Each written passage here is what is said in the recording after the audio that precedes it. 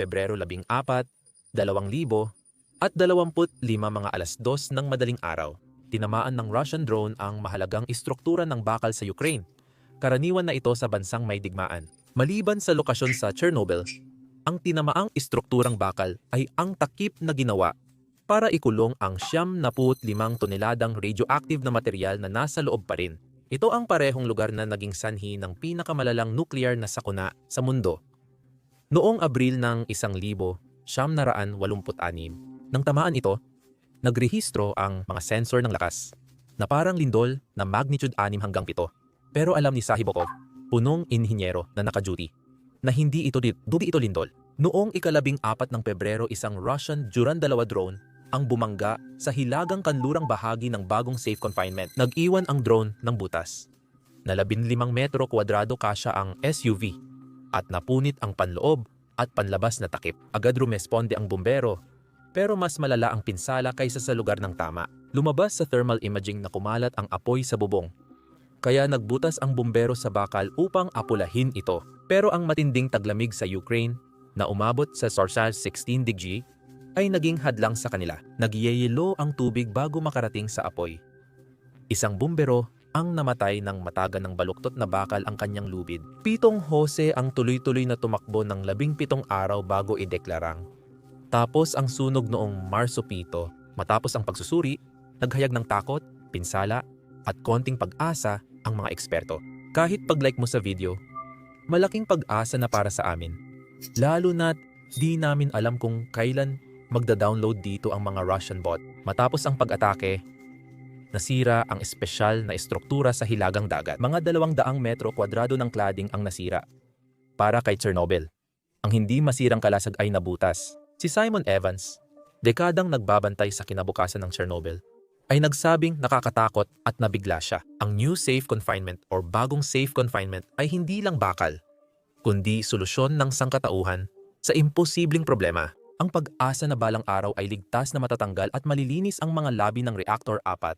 Pero noong umagang iyon ng Pebrero, naglaho ang pag-asa. Ang pagsabog sa Chernobyl ay hindi nuclear bomb, kundi isang nuclear reaction na sumira sa milyon-milyong buhay. Banta pa rin ito ngayon.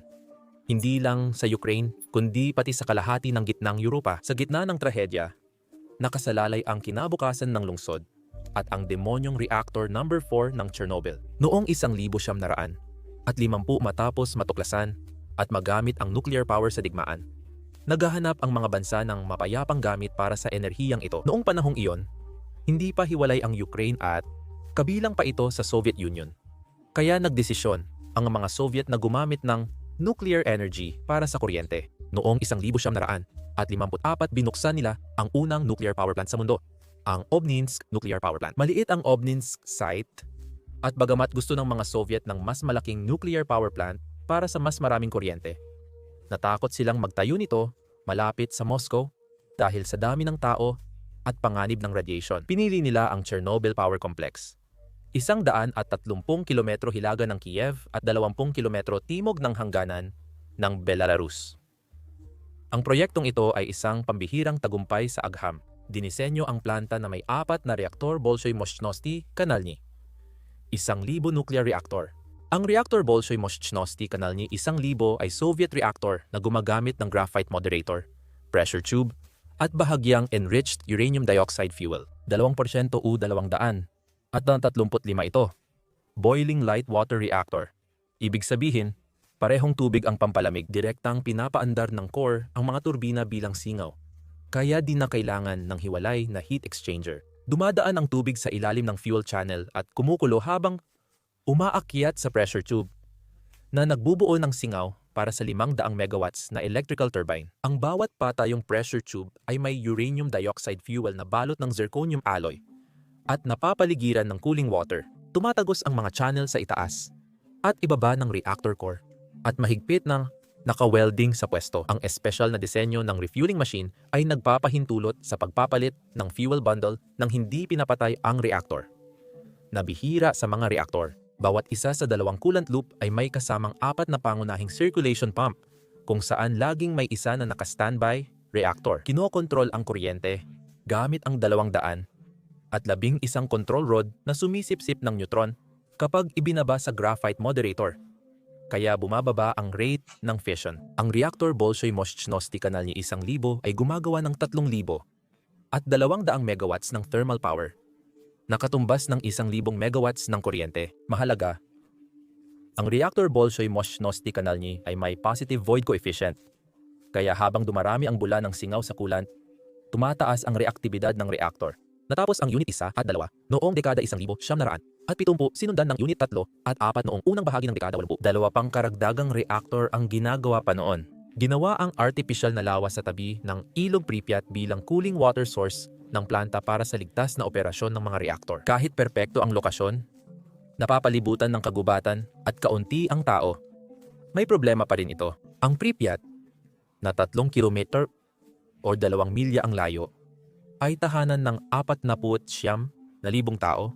Ang bayan ng Chernobyl, na may 12,500 na residente, ay nasa 15 kilometro o 9 milya sa timog silangan. Sa loob ng 30 kilometrong radius ng plantang ito, may 115,000 hanggang 135,000 katao. Kadalasang binaliwala ng mga Soviet ang kaligtasan at mas inuna ang mabilis na konstruksyon at produksyon ng kuryente kaysa kapakanan ng mga tao.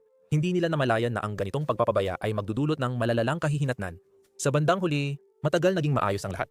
Pero nagbago ito noong 1986, Abril 25, 1986 bago magsara, naghanda ang crew ng Reactor 4 para sa isang pagsubok.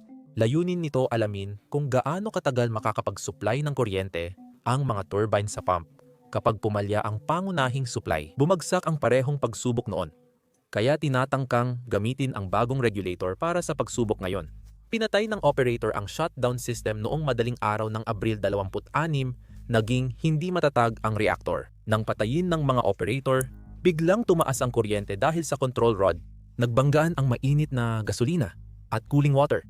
Nagdulot ng presyon ng singaw na sumira sa fuel channel at nagpasikip sa rod.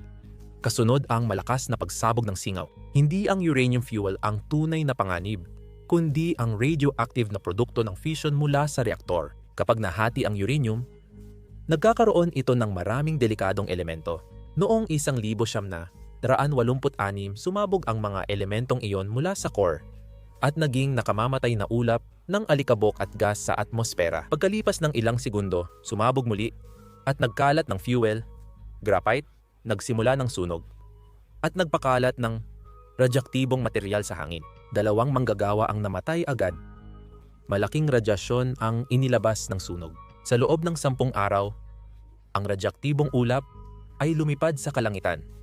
Bumagsak ang mga partikulo sa lupa at lumikha ng mga nakalalasong lugar sa iba't ibang bahagi ng mundo. Isa dito ang Pulang Gubat, kung saan napakatindi ng radyasyon, kaya halos agad na namatay ang mga puno. Nag-iwan ito ng 10 kilometrong kwadrado ng nasunog na gubat, halos 23 beses laki ng Vatican City. Sa mga sumunod na araw, nagbagsak ang mga helicopter ng libu-libong tonelada ng boron, buhangin, luwad, at tingga sa nagliliyab na mga reaktor sa desperadong pagtatangkang mapigilan ito. Ito ang sakuna sa Chernobyl, ang pinakamasamang aksidente sa nuklear sa kasaysayan. Tiningnan ng 1,971 State Committee on the Supervision of Safety in Industry and Nuclear Power ang mga pagkakamali ng mga operator. Napagpasyahan na kahit nilagay ng crew ang reaktor sa delikadong sitwasyon, hindi nila nilabag ang pangunahing patakaran sa kaligtasan dahil wala pa namang ganoong mga patakaran noon.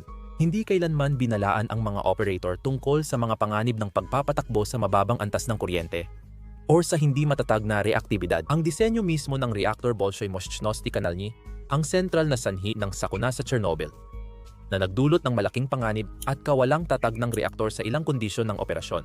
Ito ang pinakamalaking hindi kontroladong paglabas ng radyasyon mula sa isang sibilyang pasilidad. 2 isotope ang mahalaga: iodine 100 at 31 na panandali ang buhay pero mapanganib, at cesium 100 at 37 na matagal ang buhay at nananatili sa paligid. Karamihan ng alikabok at debris ay bumagsak malapit sa planta, habang ang magagaan na partikulo ay lumipad sa Ukraine, Belarus, Russia, Scandinavia at Europa. Pero dumating ang mga Avengers, ang mga superhero na sumaklolo, bago pa lumala at maging sakuna ang pinsala. Ang tanging problema ay karamihan sa kanila ay hindi na nakabalik sa kanilang mga tahanan at ang mga nakabalik naman ay hindi na naging katulad ng dati. Ang mga unang rumesponde ay mga bumbero mula sa kalapit na lungsod ng Pripyat. Akala nila ay isang ordinaryong sunog lang ito. Wala ni isa sa kanila ang nakaalam na papasok na pala sila sa isang nukleyar na sakuna. At wala ring nagbabala sa kanila tungkol sa radyasyon. Pinakamasaklap, wala rin silang proteksyon o gamit. Habang inaapula nila ang apoy, nalantad sila sa nakamamatay na radyasyon mula sa wasak na core ng reaktor. Makalipas ang ilang minuto, naramdaman ng mga bumbero ang sintomas ng malubhang radiation poisoning. Metalikong lasa sa bibig, pagkahilo, pagsusuka, at mga paso mula sa radyasyon, hindi init. Isa sa kanila ang isang bayani, si Vasily Ignatenko, isa sa mga unang dumating sa lugar ng insidente. Umakyat siya sa bubong ng reaktor para labanan ang apoy at nalantad sa nakamamatay na radyasyon. Naapula agad ng mga bumbero ang apoy sa paligid ng planta. Ngunit nagpatuloy ng 2 linggo ang sunog sa loob ng reaktor. Matinding nagdusa si Vasily bago siya namatay matapos ang 2 linggo. Pagsapit ng Hulyo 1986, 28 manggagawa at bumbero na ang namatay. 6 sa kanila ay mga bumbero. Umabot sa 20,000 milligrays ang kanilang pagkakalantad na unit ng nasipsip na radyasyon. Napaka-extreme ng mga dosis na ito, kaya imposibleng mabuhay. Mahigit 200 katao ang nagkasakit ng matinding radiation na nagdulot ng matagalang epekto sa kalusugan, tulad ng pagtaas ng kaso ng thyroid cancer.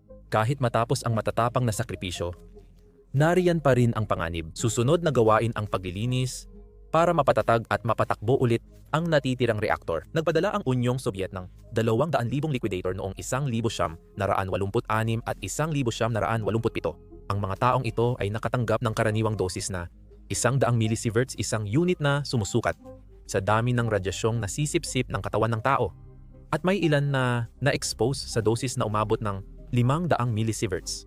Sa mga sumunod na taon, umabot sa 600,000 ang liquidator. Magkakaiba ang antas ng exposure ng mga sibilyan. Sa mahigpit na lugar na may radyasyon at 216,000 residente ang karaniwang dosis mula 1,986,200 at 5 ay 31 millisieverts. Sa mas kontaminadong lugar na may 64 na milyon katao, umabot sa 9 millisieverts ang radiation, bahagyang mas mataas sa normal.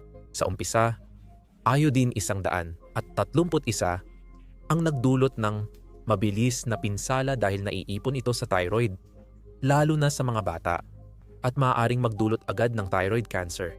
Kalaunan, naging pangunahing panganib ang cesium 137 dahil sa mahaba nitong half-life na humigit kumulang 30 taon. Ibig sabihin nito ay nanatili itong radioactive sa kapaligiran sa loob ng mga dekada.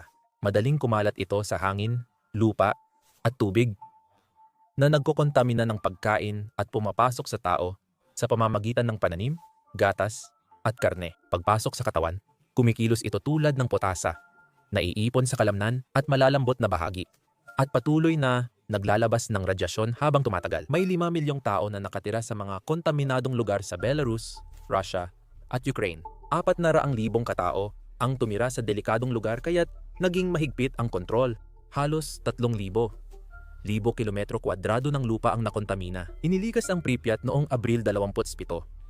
1,986, 45,000 katao ang napilitang lumikas at iwan ang kanilang mga tahanan magdamag. Noong Mayo 14, nailikas ang 116,000 residente sa loob ng 30 kilometro. Kalaunan, 220,000 katao ang inilipat. Ang ilan ay bumalik ng ilegal. Ayaw iwan ang kanilang tahanan. Ang exclusion zone, na unang itinakda sa 30 kilometro, ay lumaki kalaunan sa 4,300 kilometro kwadrado. Buong mga bayan ang nabura sa mapa dahil sa radyasyon na nag-iwan ng isa sa mga pinakakontaminadong lugar sa mundo. Malaki ang pinsala, di ba? Pero parang simula pa lang iyon. Nakatago pa ang totoong demonyo sa kontaminadong lugar. Nakakatakot isipin na ang unang ulap ng radyasyon ay may 5% lang ng radioactive material mula sa reaktor. Ibig sabihin, 75% ng nuclear fuel at produktong fission ay nasa loob pa rin ng reactor 4 at di pa lumalabas. Kung ang 5% ay nagpatigil sa mundo, isipin mo na lang kung ano ang kayang gawin ng natitirang 5%.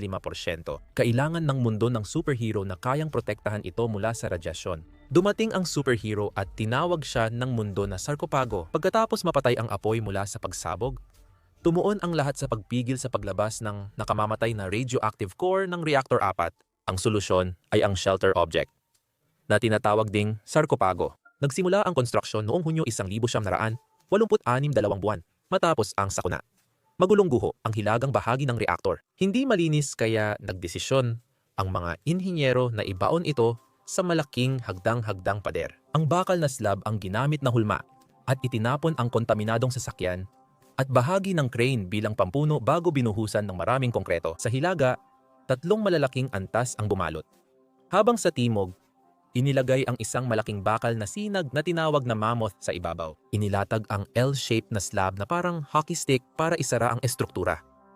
Ang bubong ay gawa sa bakal na tubo na nakapatong sa pansamantalang suporta. Tagapagligtas ito para sa mundo, pero alam ng mga nasa loob na delikado ito at pwedeng sumabog anumang oras dahil mas malaki ang pinsala nitong dulot kaysa sa kayang pigilan. Noong Nobyembre ng 1986 matapos ang 200 at 6 na araw ng mabilisan at mapanganib na konstruksyon, natapos ang sarkopago. Tagumpay itong makabayan na itinayo sa mahirap na kondisyon.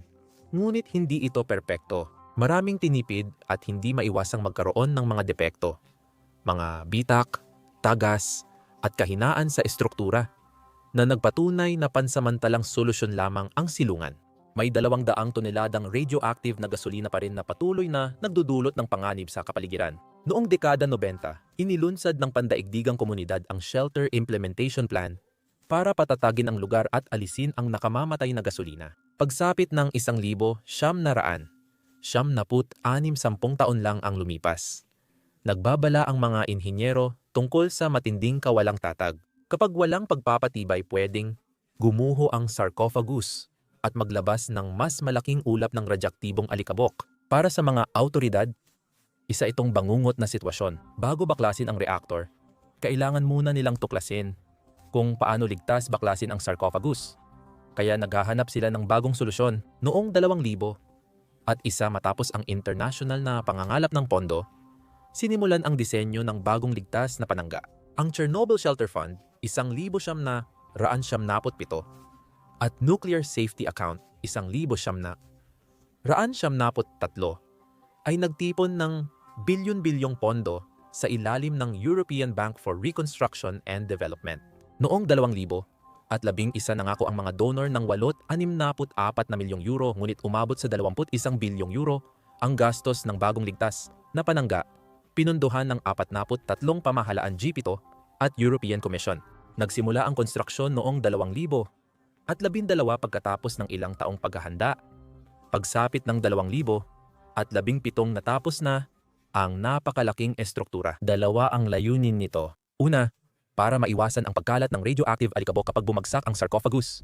At pangalawa, para magbigay ng ligtas at selyadong kapaligiran kung saan ang mga crane at remote system ay maaaring mag-disassemble ng reactor 4 at alisin ang nakamamatay na gasolina nito. Kailangan ng plano ng malaking hangar na 100 at 60 m haba, 200 at 60 m lapad, at 100 at 8 m taas. Sobrang laki nito, kayang lamunin ang Colosseum. Ang napakalawak nitong sukat ay hindi lang para takpan ang reaktor, kundi para magbigay ng sapat na espasyo upang ligtas na masuri at ma-deconstruct ang isa sa pinakakomplikadong guho sa kasaysayan ng tao.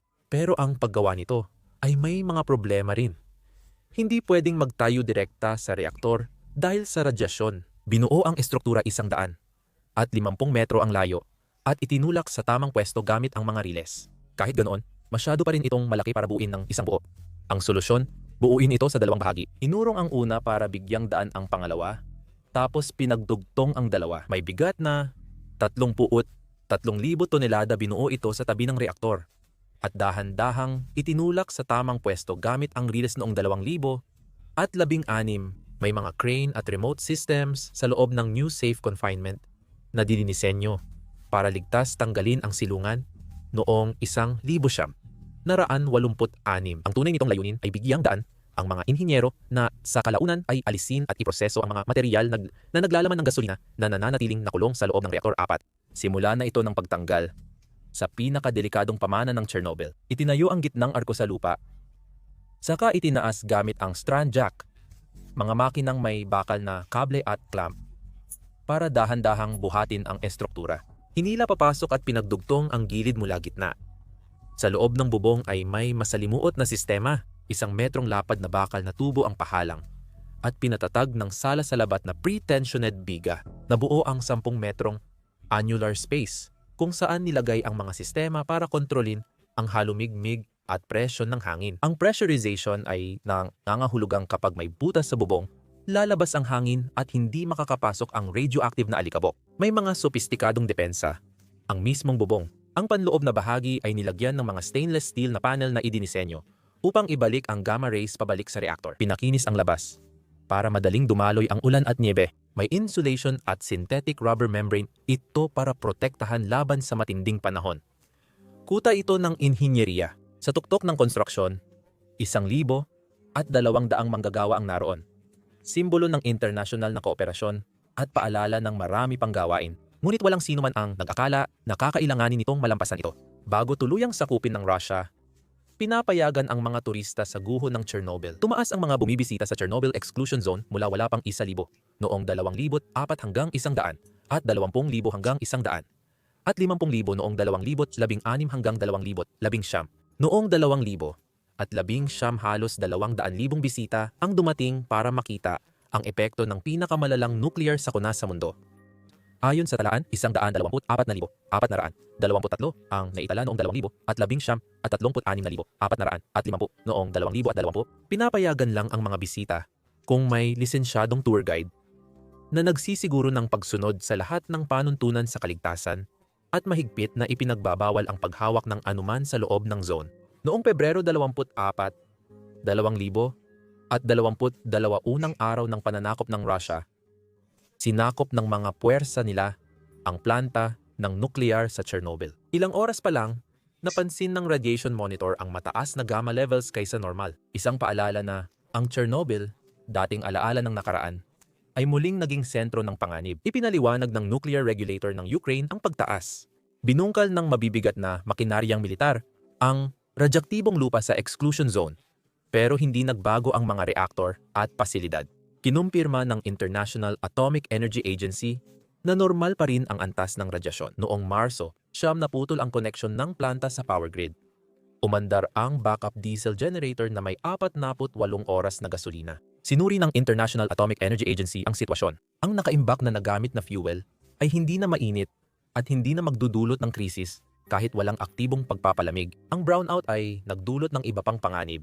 210 na pagod na kawani ang naipit sa tungkulin ng 2 linggo, hindi makalabas o mapalitan. Samantala, habang dumaraan ang militar ng Russia sa Chernobyl Exclusion Zone, nagtaas sila ng radyaktibong alikabok na matagal nang hindi nagagalaw.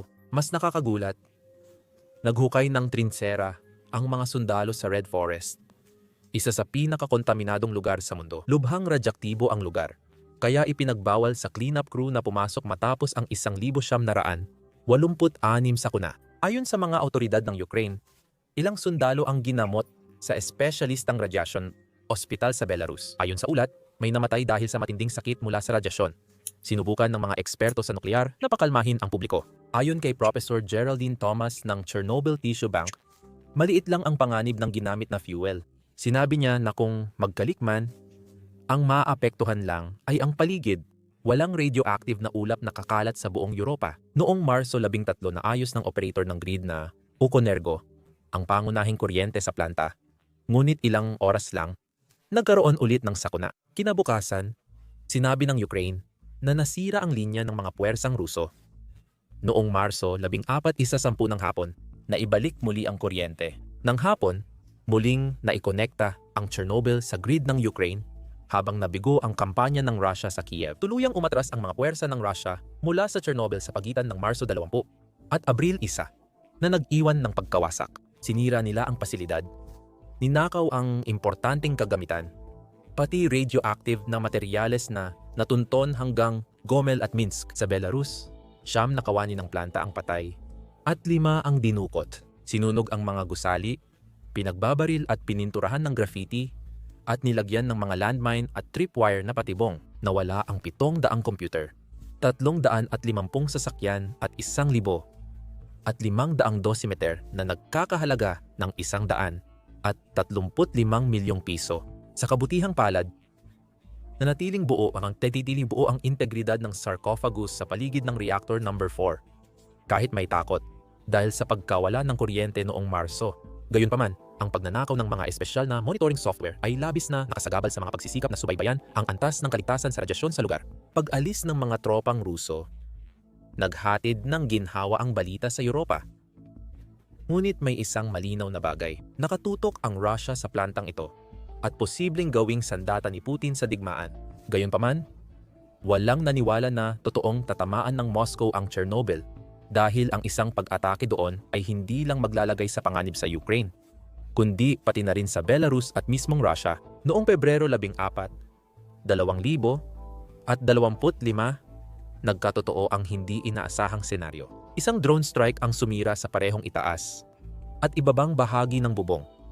Winasak ang internal pressure system ng new safe confinement. Kung kumalat ang radioactive na alikabok sa loob, di na ito mapipigilang lumabas sa butas. Iniulat ng United Nations nuclear watchdog na International Atomic Energy Agency na stable pa rin ang radiation levels sa loob at labas ng lugar. Ngunit nagbabala si Alexander Tatarchuk, punong inhinyero ng Chernobyl, na may posibilidad na ngayong tumagas ang mga radioactive na sangkap. Itinanggi ng Russia na target nila ang nuclear infrastructure ng Ukraine at itinuring na hindi totoo ang mga ulat ng pag-atake. Ngunit ang debris mula sa pagsabog ay nagdulot pa rin ng pagdududa.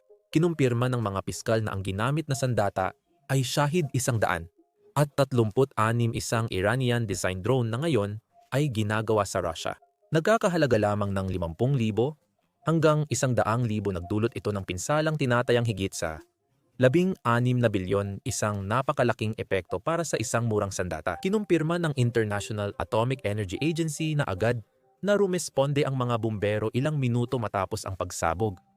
Walang naiulat na nasawi, pero ang Direktor General nito, si Rafael Grossi, ay hindi nag-iwan ng alinlangan. Pagdating sa Chernobyl, sabi niya, walang puwang para maging kampante. Ayon sa Ministeryo ng Pangangalaga sa Kalikasan ng Ukraine, normal pa rin ang level ng radyasyon at patuloy itong mino-monitor. Ngunit tila mas hindi tiyak ang kinabukasan ng pinakasikat na nuclear site sa mundo. Mas mahalaga, ang bagong panangga ay mas lantad na ngayon sa mga elemento. Mas mataas ang panganib ng kalawang sa estruktura dahil sa sirang cladding at pagkabasa sa ulan at niebe. Nagdrill ang mga bumbero ng 200 butas sa ibabaw para mapatay ang apoy. Hindi pagpapaayos ay hindi opsyon, sabi ni Eric Schmemann, Amerikanong inhinyero na 15 taon nagdisenyo ng silungan sa Chernobyl. Babala niya, ang pagkukumpuni ay maaaring umabot sa 10 hanggang 100 milyong dolyar.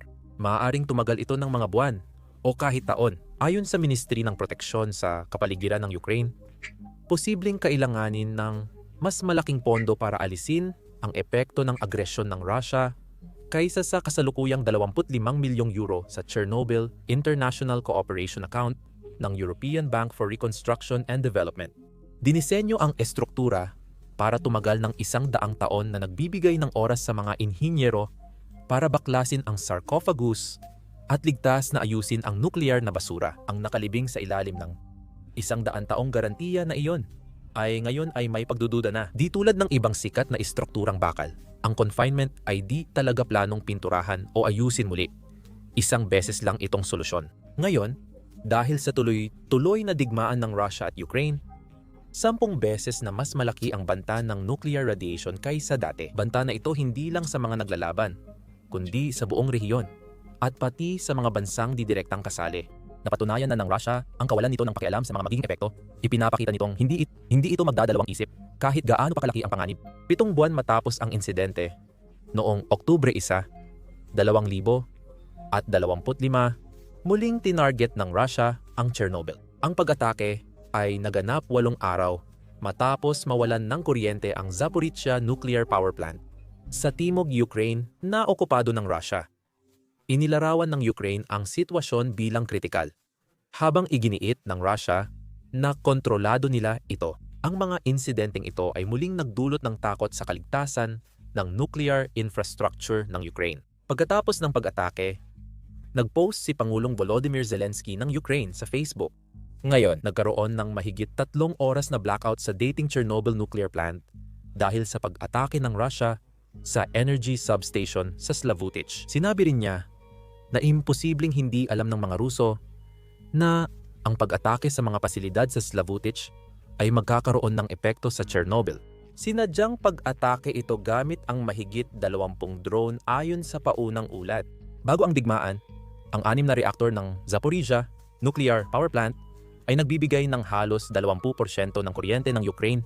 Pero mula ng hawakan ng Moscow, lahat ay isinara na. Kahit hindi aktibo, kailangan pa rin ng planta ng kuryente para sa cooling system at mga mekanismong pangkaligtasan. Kung wala ang mga ito, pwedeng mag-init ang mga reaktor at magdulot ng panganib ng paglabas ng radyasyon.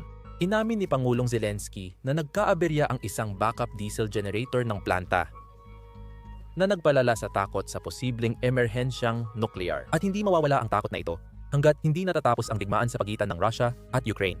Ang mga international na awtoridad at Ukraine ay maaari lamang magbabala at magbantay sa sitwasyon, ngunit ang tunay na desisyon ay nasa kamay ni Putin. Bagamat nakita ng mundo ang pag-asa ayon sa Ministry ng Proteksyon sa Kapaligiran ng Ukraine, normal ang antas ng radyasyon at patuloy itong minomonitor. Ayon sa mga eksperto, walang agarang panganib sa radyasyon mula sa pag-atake, ngunit may seryosong pangmatagalang epekto tulad ng kalawang at pagkalat ng radyaktibong alikabok. Inaasahang magiging ligtas ang Chernobyl dahil sa international na kooperasyon, bilyong euro at dekadang pagsisikap, isang bagong pilat ang magpapabago sa pananaw ng mundo sa nuklear na enerhiya. Tanging panahon ang makapagsasabi kung mapipigilan ito muli ng mundo. Isa sa problema sa paggawa ng video na ganito ay ang pagpapakita ng maraming drone strike kahit walang nasasaktan na tao o sundalong Ruso. Sa video, madalas i-demonetize o limitahan ng YouTube ang aming mga video. Sa katunayan, nitong nakaraang linggo, 4 sa aming mga video ang na-demonetize ayon sa YouTube. Ang pagpapakita ng drone strikes o kahit mga kuha mula sa frontlines ay hindi advertiser-friendly kaya nililimitahan ang mga video. Ganito ang realidad ng makabagong digmaan na nilalabanan at tinatangkang lampasan ng mga Ukrainiano. Naniniwala kami na mahalagang maipakita ito kaya inilunsad namin ang Basics Insider na plataforma. Ginawa namin ito mula umpisa kaya walang limitasyon. Hindi namin kailangang i-blur ang mga drone strike namin, hindi namin kailangang i-blur ang mga footage sa frontline, at hindi rin namin kailangang i-blur ang mga base ng himpapawid ng Russia na nasisira. Bukod pa rito, wala talaga kaming pinapatakbong mga ads sa site. Sa ganung paraan, hindi namin kailangang i-censor ang sarili namin dahil lang hindi natutuwa ang mga advertisers sa mga tinatalakay namin. Hindi namin pinopondohan ang site sa ads kundi sa inyong suporta. Kung interesado ka sa ganitong balita at gusto mong mapanood ang aming mga video na hindi censored at makakuha ng mga bonus na content na hindi namin pwedeng i-upload dito sa YouTube, siguradong sumali ka sa amin sa basicsinsider.com. Ay click ang link sa description or i-scan ang QR code sa screen. Sa pagsali mo, mapapanood mo lahat ng content na na-upload na namin at lahat ng mga video na i-upload pa namin sa hinaharap. Bukod dyan, sinusuportahan mo ang aming coverage at channel, kaya salamat. Ako si Sam, makikita tayo sa susunod.